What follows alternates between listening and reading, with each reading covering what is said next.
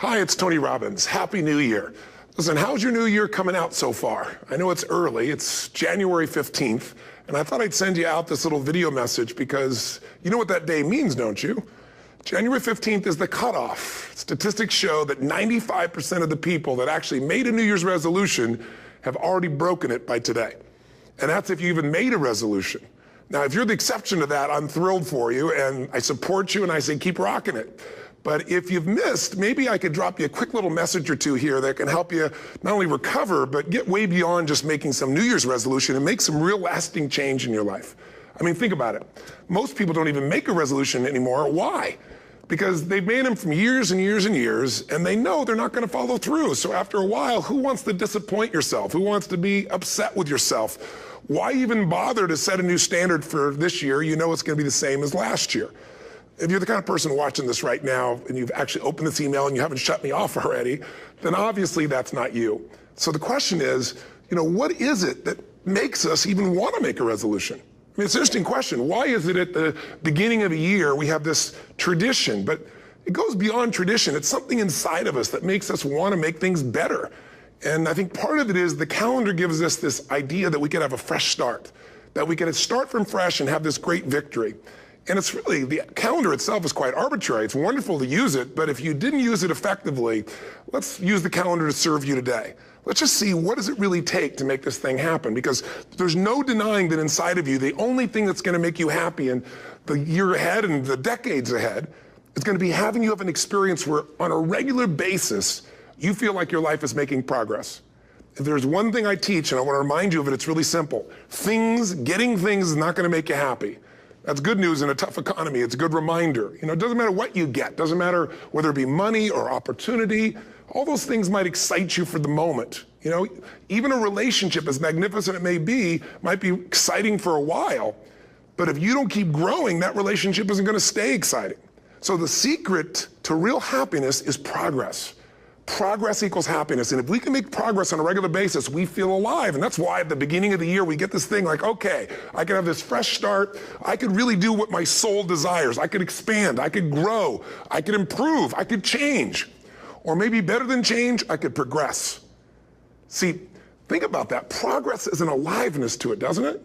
You don't have to work at changing. People say all the time now, well, I'm working on changing. Don't worry about it. You don't have to work on changing. Change is automatic. Your body's going to change whether you want it or not as the years go by. And no matter how hard you work, there's going to be some changes going on there. The economy is going to change no matter what you want it to do. The weather is going to change. Relationships are going to change. Everything in life is always changing. We don't have to work on change. Change is automatic, but progress is not.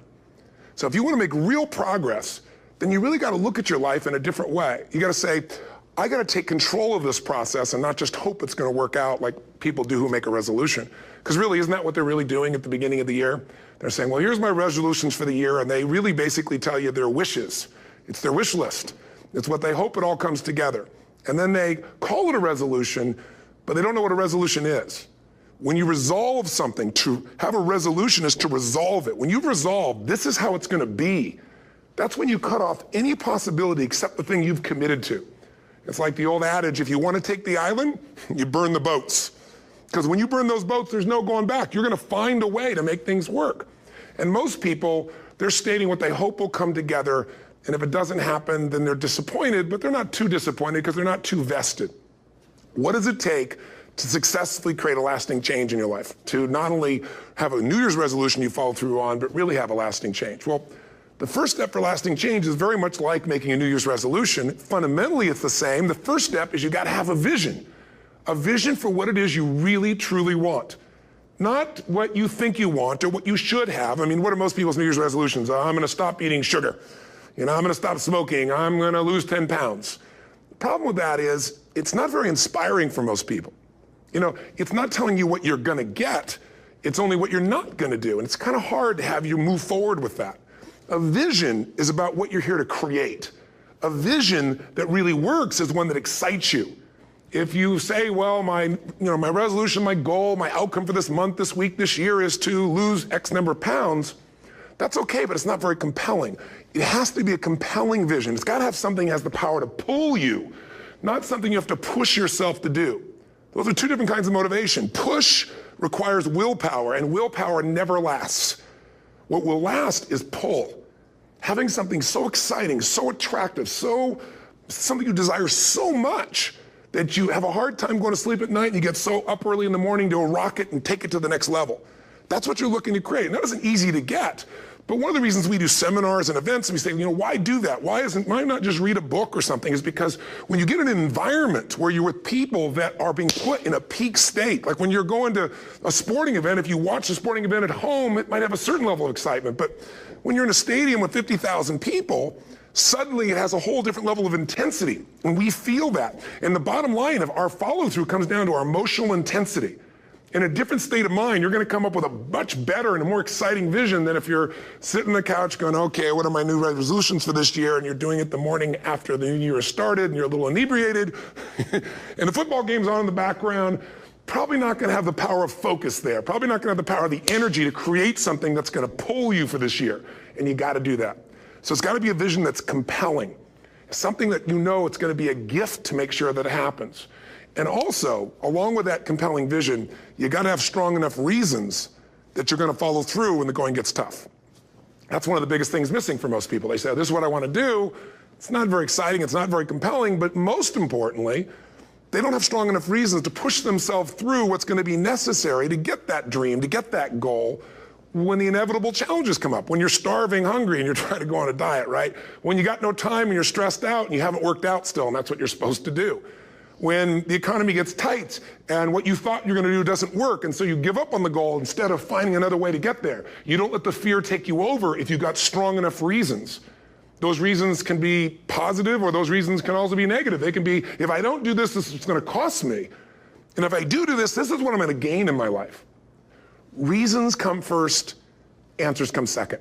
If you get a compelling vision and you got strong enough reasons that will push you through the tough times, you're going to do things other people don't do. Instead of collapsing, even if you get off target, you won't go, oh, I blew it. You'll get right back on target, make the change, make things happen. And I know you've done this in many areas of your life. Just think about it again. I'm not teaching you something really new here today.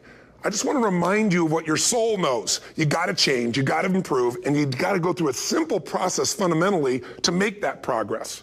First step, vision that's compelling. Second step, make sure that there's strong enough reasons to follow through.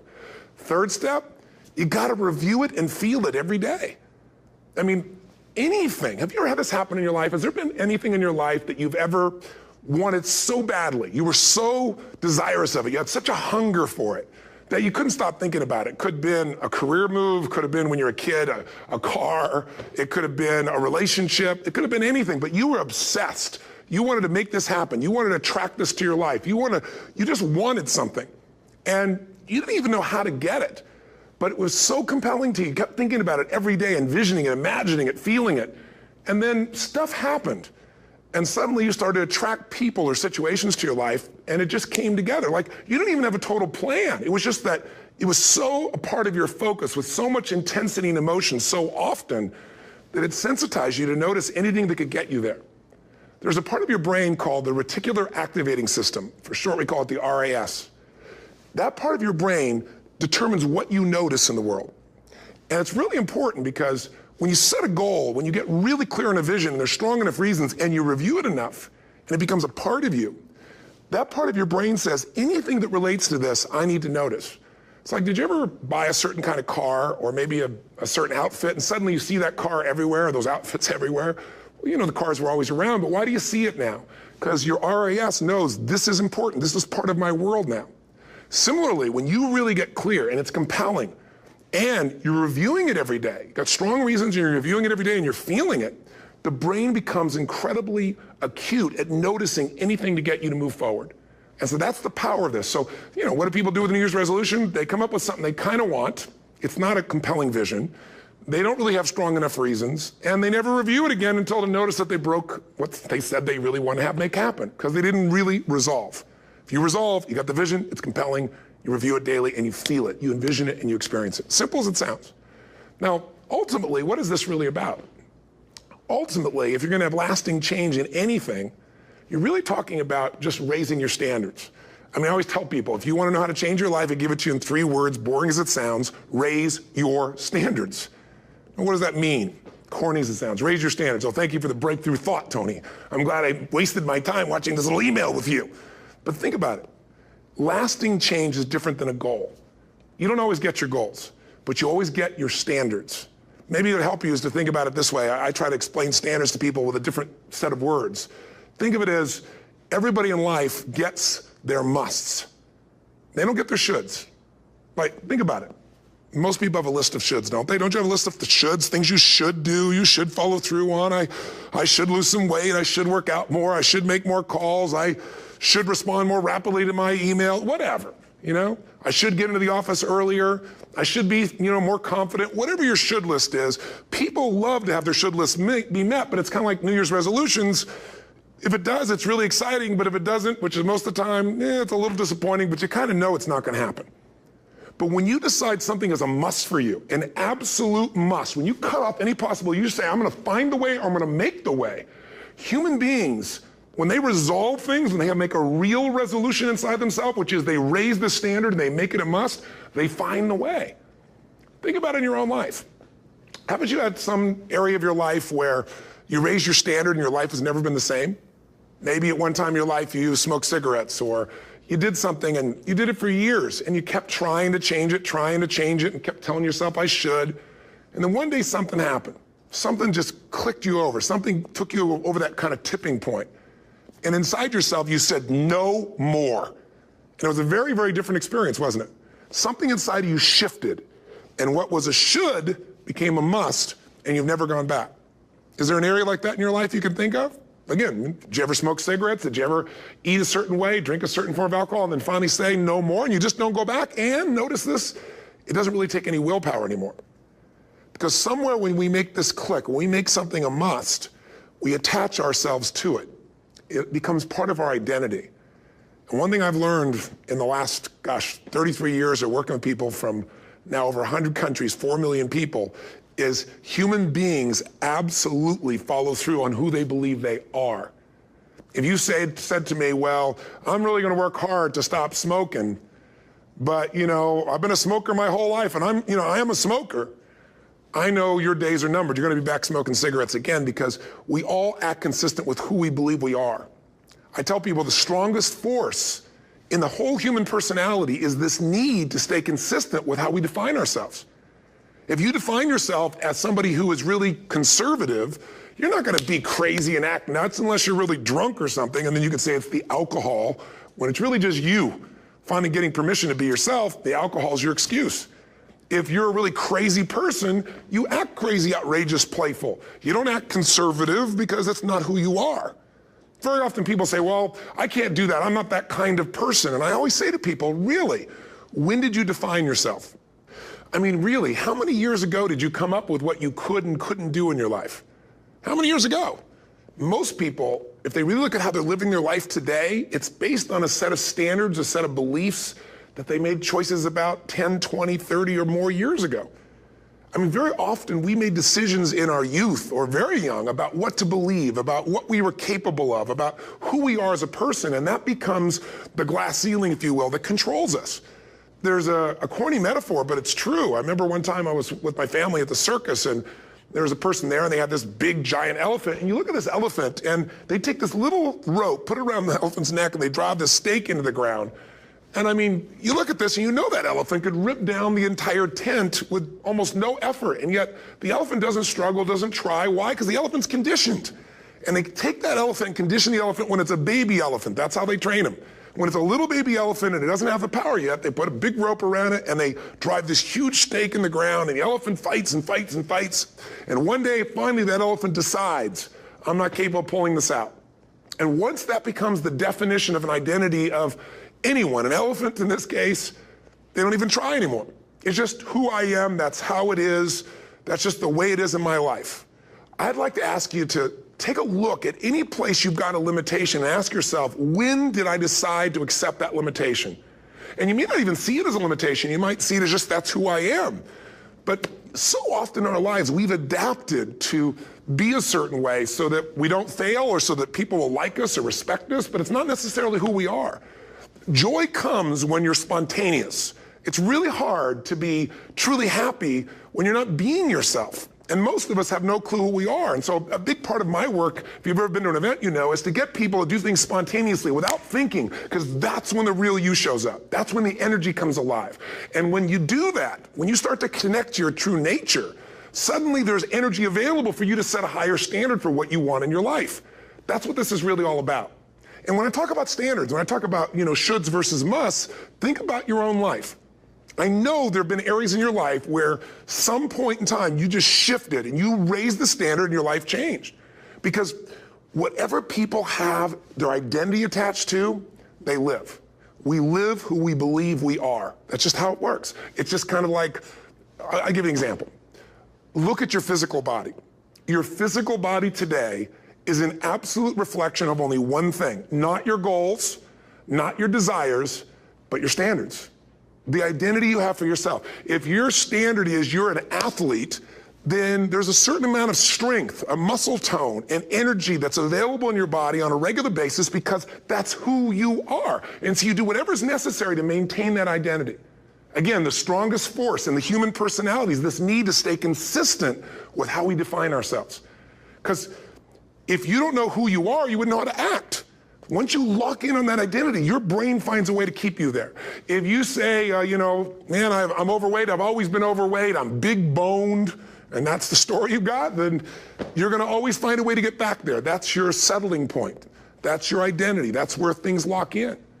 If you see somebody who's in really great shape, you ask them, do you work out? You know the answer. Yes, how often? And they'll tell you 3 times, 4 times, 5 times a week, whatever. In a seminar, I'll ask people, who here works out at least 5 days a week? And I'm stand up. And you look around that room, and you know that they work out 5 times a week because you can see their body. You don't just get a result without some kind of action, without some form of ritual. Ritual meaning actions you do consistently. Now, do you think those people that are out there working out 5 days a week, do they have more time than you do? Or I have, or anybody else? Of course not. Is their life less busy? Of course not. It's just a must for them. They must work out that way, and they've made that turn and their life's changed. So I'm not saying you have to work out 5 days a week. I'm just saying whatever you really want, wants don't get met consistently. Standards do. Whatever you identify, this is who I am. And so it's not so much about changing your identity as it is expanding it. You know, deciding that, you know, instead of your goal is to lose 10 pounds, which is not compelling, what if your vision was to get back to my fighting weight? You know, this year, this month, this next 90 days, I'm gonna transform my body. I'm gonna take on a new challenge. I'm gonna find some technique or strategy, there's a million of them, that can reframe myself where I want to feel younger, stronger, more vibrant than ever before. Here's my reasons. Because I want the energy to really make my life work. Because it's tough out there and I want to be stronger than I've ever been before. I want to go in front of the mirror and if I'm naked, not, you know, want to laugh. I want to look there and take a good look and go, yeah, I'm proud of whatever I see there. Whatever it takes, something's gonna make you laugh, smile, something's gonna tease yourself, but something's gonna move you to another level. If you identify yourself in a new way and you own that every day, and that becomes the standard of how you live, you'll find the way to make that standard real. Money's the same way. Think about it, it doesn't matter what's happening, quote unquote, in the marketplace. People that make money find a way to make money no matter what, don't they? I mean, most people's standard is to pay their bills. So that's what most people find a way to do, even when economic times get tough. Most people, if that's their absolute standard, they find a way. Some people's standard is pay their bills most of the time. And so most of the time they do. Some people's standard is not just to pay their bills, but to take care of their family and maybe even some of their friends. And they find a way. In fact, you know, some people may be in a family where they don't have enough money. They barely have money to pay their bills. They work their guts out. And then somebody, their mother, their father, somebody else, their sister gets ill, and there's not enough money to take care of it. Nobody else has money in the family. They don't either, but they find a way to get that money to take care of their mother or father, don't they? And pay their bills. They never could do it before. Why? The situation made them raise their own standard. And not everybody does that. Somebody else in the family might have money and still not take care of their mother. It all comes down to the inner game, my friends. Changing your life is a change in the inner game. The outside world you can't control, but you have absolute control over this one if you learn the dynamics of what shapes you. And identity is one of those simple, clear, fundamental basics that if you start to shift it, everything else will shift in your life as well. Some people, by the way, have to have more than enough money to do what they want, when they want, where they want, with whomever they want, contribute the way they want. And if that's their must, they find a way. I know that sounds overly simplistic, but it's true. You know, somebody once said you could take all the money in the world out of the hands of everybody, out of all the wealthy people in the world who are really successful, give it to other people. It wouldn't take too long, those people would have it back in their hands. It's not because they're manipulative, it's because they have a standard. Some are manipulative, don't get me wrong, but they've got a standard of what they're gonna find a way to make happen. I'm just simply saying to you, take those 3 magic words and live them. Raise your standard. And if you really wanna do it, then I'll tell you the most important secret. Have you ever done this? Have you ever told yourself you're raising your standard? Okay, I'm gonna go make this happen. I'm gonna go make this much money. I'm gonna transform my kids. I'm gonna create the ultimate relationship in my life. I'm gonna transform my body, whatever it is. And then you don't have strong enough reasons and you don't use it. You don't follow through. It's because you didn't back up your standards with what makes those standards real, and that's rituals. Rituals are where the power is. Whenever we do our Robbins results coaching, we say Robbins equals results, the way we get results with people, it's the same way if you listen to my Ultimate Edge program, or back in the old days, Personal Power, or if you went to one of my seminars. You know what I do is I take these huge challenges you got and we break them down into little bite-sized steps. Little things you do each day that after you do them, you get so much momentum that it's easy to succeed. You're not overwhelmed. You have these victory day after day after day on little things. If you went through Ultimate Edge, I'm sure you learned about the hour of power, or the 15 minutes to be able to be fulfilled, or 30 minutes to thrive, where you literally just condition your body and emotion with a couple little rituals.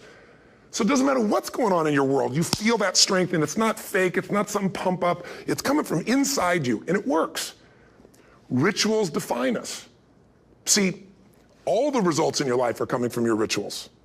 They start with a standard and then have rituals that follow it up. Like, for example, if you are where you want to be physically, you have very different rituals than if you're not where you want to be physically. If you're overweight, you and I both know you got a different ritual than if you're physically fit. Completely different. You get up in the morning, what's the first thing you do if you're fit? Your shoes are there, you roll over, doesn't matter how you feel, you put on your shoes, you lace them, you start walking, or whatever that ritual is. If you're overweight, you roll over and you have a very different ritual. You might roll over several times to turn the alarm clock off. You go in and get your mocha, smocha, whatever, special coffee. You stop by at Starbucks, whatever the case may be. You have your nice sugar muffin. It's supposed to be really nice for you. Whatever you do, it's a different ritual. If you have a great, passionate relationship, you have very different rituals in how you come home than if you have a lousy relationship.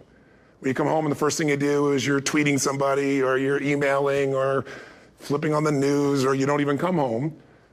What are the rituals?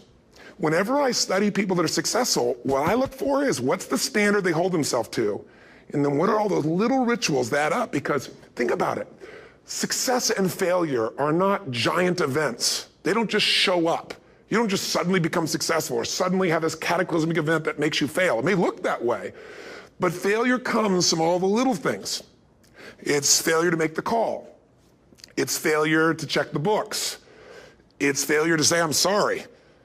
It's failure to push yourself to do things physically that you don't want to do. And all those little failures day after day come together until one day some cataclysmic event happens and you blame that. That event happened because you missed all the little stuff. Do you agree with me? And success, by the way, is not some overnight event. It's all these little things. Success is having a vision. Success is making it compelling. Success is really seeing it and feeling it every day with strong enough reasons. Success is feeling the sense that I'm here to grow and I'm here to give something to the world more than just myself. Success is caring about other people. Success is calling and saying, I love you in the middle of the day for no damn reason. Or sending a note. That'll change your relationship. Have a ritual of something funny, playful, or a surprise you do. How many relationships are dead today because they have no surprise rituals anymore? You need to have some rituals, some cool things you do that nobody else does that gives you a better life than anybody else has. All the little stuff. That's where success comes from. In business, it comes from delivering more than anybody could imagine. All those little things add up. People go, wow, that's who I want to do business with. It's true in any area of your life. So if you look at somebody who's really successful and you think, wow, they're so amazing, they're such a genius, you got to dig underneath and you got to remember something.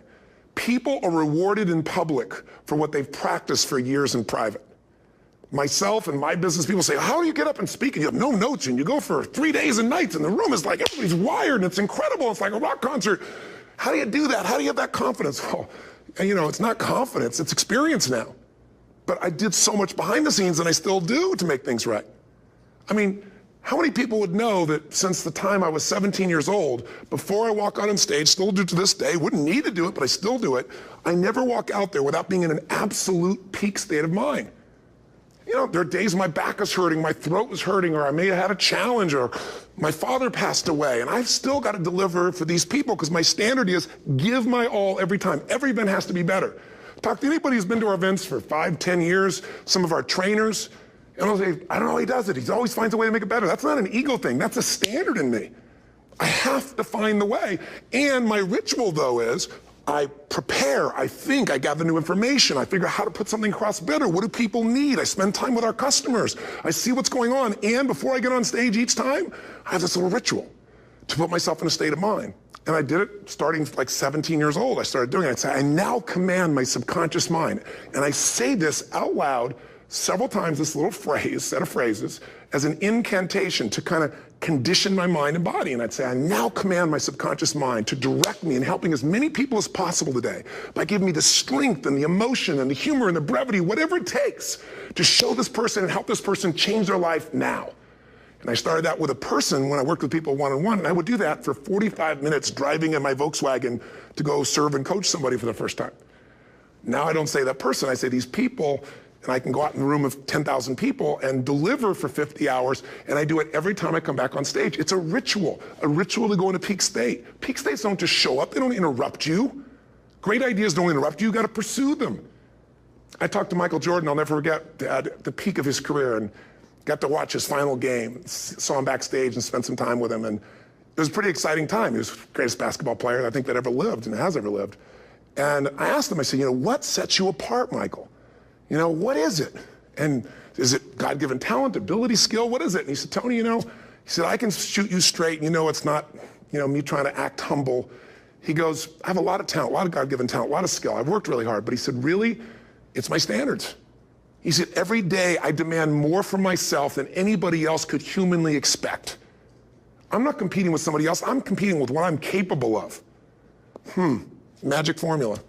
Because most of us lower our standards. Why? Because who you spend time with, my friends, is who you become. One of the biggest reasons I started going to seminars when I was like 17 is I had nobody around me as a great role model. I could read about somebody, but being around people, being in that environment was very different. Finding a way to go to work with someone who lived that standard of life was very different. You get around people with low standards and you compete with it. You don't need to compete with it. It's like, okay. I mean, remember Jerry Springer? I don't know if he's still in the air, but you know, I remember he used to get people on the show and I thought, where would he find these people? And why would people watch? I'll tell you why they watch. They watch these people and go, my life's still pretty darn good compared to that person. Look at them. You don't have to change your life. All you have to do is find somebody with a lower standard and you'll feel good about yourself. But if you feel that good feeling, it's an illusion. The only thing that's going to make you happy, my friend, and this year or any other, is to step up. It's to raise the standard. It's to discover what you're capable of and feel that incredible power of pushing through whatever's holding you back and get to the other side of more of your true self. That's what this game's all about. And look at the best of the world in anything. Tiger Woods, what's his vision? To win golf tournaments? No, to be the best that ever lived. That's his goal. That's his vision. But here's what's interesting. He backs it up with rituals. If you just have a vision and you don't have the rituals, stop lying to yourself. His rituals are, he started doing things nobody did before. He went and started lifting weights. Golfers lifting weights? No way. He went out and he changed his swing when he was the best in the world because he realized in order to be the best that ever lived, he was gonna have to change his swing. If you know anything about golf, you don't change your swing when you're the best. And he went and retrained himself because he has different rituals than other golfers. Now many people are modeling his rituals to get better. It's amazing. You know, you look at somebody like Michael Phelps, the 2008 swimmer, won 7, you know, only 2 people I think in history, if I remember correctly, that have gotten 7 gold medals in one session. And here's a guy, he's got number 6 under his belt and he's exhausted and he's going in for that final swim. I'm sure you remember. And how does the guy win? By 1/100th of a second. Do you think that was some massive skill that got him over the top? Or was it a standard that says, this is who I am. I am the champion. And no one is taking this from me. And somehow in those final milliseconds, 100th of a second, he pushed himself just beyond his competitor. But you know about Michael Phelps? What allowed him to be able to push beyond that moment is his rituals. Go study the guy.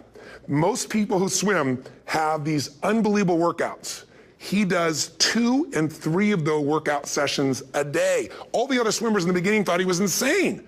You're gonna overtrain, you can't do that, it's not physically possible. But he had a standard and the rituals to back it up. So here's my final message to you, because I've gotten carried away. I thought I was gonna send you like a 5-minute message, but as you can see, there's no script here, it's just me going a little crazy with you, but I wanna really see you get what you want this year. Don't let this year be like last. And if last year was great, still don't let it be that way. Raise the standard. If your life is perfect and extraordinary, you darn well know you're not gonna be happy unless you keep making it better. That's what makes us feel alive. It's not what we get that make us happy, it's who we become and what we're able to give because we become more. That sense of contribution is what creates the deepest meaning. So here's my assignment for you, if you want one. If you wanna go from conversation to some action, here's a simple thing to do. What's an area of your life right now that you really wanna improve? What's an area that's important to improve? If your body's great, how about your career? If career's great, how about your relationships? Intimate one especially, or your kids, or your relationship with your creator, your spiritual side of your life. Or is it your finances? Figure an area that really matters, decide on that area. Number 1, write down what your life is like in that area right now as specifically as possible. So you might say, well, I'm 13.5 pounds overweight, whatever the weight is, whatever the situation is, or my body fat's like this, or I wake up exhausted in the morning, and you write the truth of where you are right now. So you're real clear. Or I'm not in a relationship. I say I want a relationship, but I'm not in one, and I don't seem to find them. All the good ones seem to be gone is my belief. And I really do want one, but I don't have it. Whatever your definition, or I'm in a relationship, and God, I wish I wasn't in a relationship. I'm planning my escape, wherever you are. Or I have a wonderful relationship, we love each other, but there just isn't enough passion. Just write the truth of where you are. The area you want to change, but write how it is. And then the second step is, this is where you gotta be really honest with yourself. What are the rituals that have put me there? Because whatever results you're getting, even if you don't like the results, there's some rituals that are keeping you in that place. There's some rituals of what you eat or don't eat, how you move or don't move, how you sleep or don't sleep. There's some rituals in the lack of variety or spice or energy or focus in an area. There's something you're doing, and it's usually not one thing, it's a bunch of little things that you kind of do consistently whenever you think about getting in a relationship, whenever you think about working out, whenever you think about money. You get yourself in a state of overwhelm. You start thinking about all the things you can't control. Just write down all the rituals you have, and then here's the third step. What do you want? What's your vision? And be really specific. I want to be my fighting weight. I want to be the strongest I've ever felt. I'm going to turn whatever it is, be specific. And then, last step, number 4, what are the rituals that'll get you there? What would you need to do differently each morning if you're going to be that kind of energy, that kind of strength? How often would you work out? What days would you work out? What time? A ritual is something you do consistently, usually at a specific time, so it becomes automatic. Let me tell you something. Willpower doesn't last, but rituals can last a lifetime. I bet you have some rituals in your life right now you've been doing for years, even though some of them don't serve you. I'm just saying, wake yourself up. If you want a new year and a new life, you don't need to start on January 1st. Start today. Start with this little video. And just begin to see what happens and see how easy it is to just do a few little rituals. Don't do them all, just do 2 or 3 new things. And you know what happens? You'll get momentum. Because once you discipline yourself in one area of your life, you feel yourself doing it in other areas as well. And I always say something that my original teacher taught me. I always remind people, there's always 2 pains in life. There's the pain of discipline, or there's the pain of regret. And discipline weighs ounces, as my friend Jim Rohn taught me. Regret weighs tons. You don't have regret. So right now, what do you want to change? What's it really like? What are the rituals that got you there? That'll take a little homework. If you're not sure, ask the people around you. They'll tell you what your rituals are. What do I really want in depth? What are the rituals that'll get me there? And then get yourself to start a few of those actions and lock them in place. If I can help you in any way, we're here as a company to support you. Come have an event with us. Come to Unleash the Power Within or Mastery University, or get a coach. You can get a free coaching session if you call our company and click on something on this. We'll probably have something on it, or get a product. Or don't do anything with us, but do something with somebody, starting with you. If you make the changes in yourself, you're going to be proud this year, and no amount of money or accolades from other people can mirror the feeling of being proud of knowing you've taken back control of your life, or you've taken a great life to another level. Because once you do that, you have something you can give other people, whether it be your kids or your friends or your family. And ultimately, that's what life's about. So thanks for listening. I don't know how long I went here, but I hope this has been helpful for you. I just thought it's a new year, and I want people to be able to truly create a new life. And until I see you again, hopefully soon, or get the chance to meet you, live strong and live with passion. And of course, God bless to you. Happy New Year.